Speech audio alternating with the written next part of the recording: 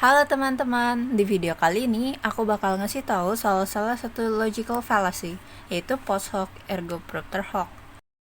Hah? Apaan tuh? Mantra Harry Potter? Bukan. Pertama, aku jelasin dulu nih tentang logical fallacy. Fallacy berasal dari kata fallacia, yang berarti deception atau menipu. Logical fallacy adalah kesalahan dalam berlogika atau melakukan penalaran. Logical fallacy juga disebut sebagai sesat pikir. Gitu teman-teman. Nah, salah satu logical fallacy itu adalah post hoc ergo propter hoc. Panjangnya namanya seperti mantra. Berasal dari bahasa Latin yang berarti sesudahnya maka karenanya, terjadi di mana suatu peristiwa dikatakan sebagai penyebab dari peristiwa lain yang terjadi setelahnya, hanya karena terjadi lebih awal. Nah, sekarang sudah paham kan?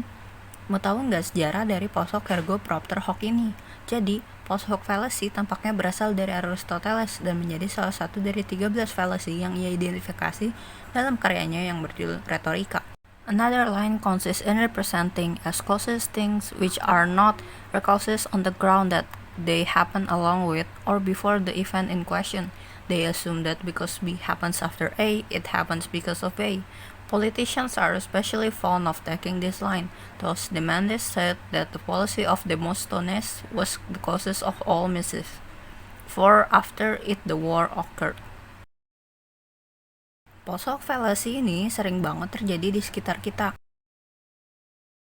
Misalnya gini, suatu peristiwa A terjadi, gak lama setelah itu terjadi peristiwa B. Kita menyimpulkan kalau peristiwa B terjadi karena peristiwa A. Hal ini tentunya keliru. Sebagai manusia, kita secara alami ingin mengetahui dan menemukan penyebab peristiwa yang bermakna bagi kita, yang sering membuat kita menjadi korban pemikiran logika post hoc.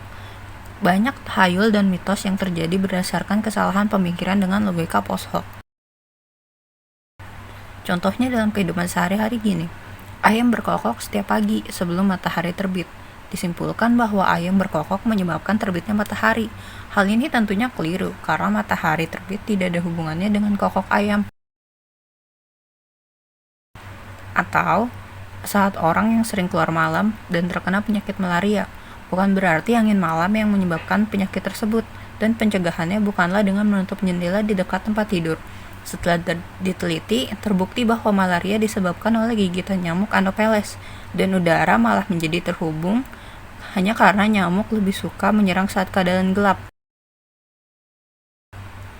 Atau, saat kita membawa teman Anda menonton pertandingan sepak bola dan hujan turun di tengah pertandingan, bukan berarti teman yang kita bawa menyebabkan hujan turun. Hal ini tentunya tidak berhubungan sama sekali. Argumen ini mengandung false cause. Dari sini dapat kita ambil pelajaran bahwa suatu hal yang terjadi belum tentu menjadi penyebab hal lain yang terjadi setelahnya, ataupun peristiwa setelahnya juga belum tentu jadi akibat dari peristiwa sebelumnya. Apabila kita belum bisa membuktikan hal tersebut, maka tidak ada hal pasti bahwa sebuah peristiwa menyebabkan peristiwa lainnya terjadi. Ingat, Anda harus memiliki bukti. Dalam kehidupan sehari-hari, kita sering menemukan kesalahan berpikir post hoc ergo propter hoc, baik dalam perbincangan sehari-hari maupun berita-berita tidak relevan dalam media sosial maupun media cetak. Terus bagaimana kita menghadapinya?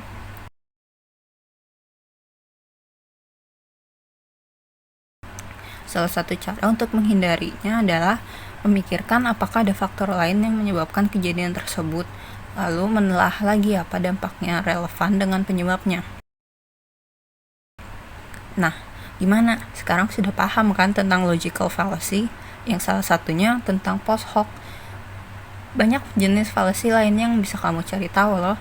Sekian aja nih dari aku, semoga bermanfaat. Terima kasih.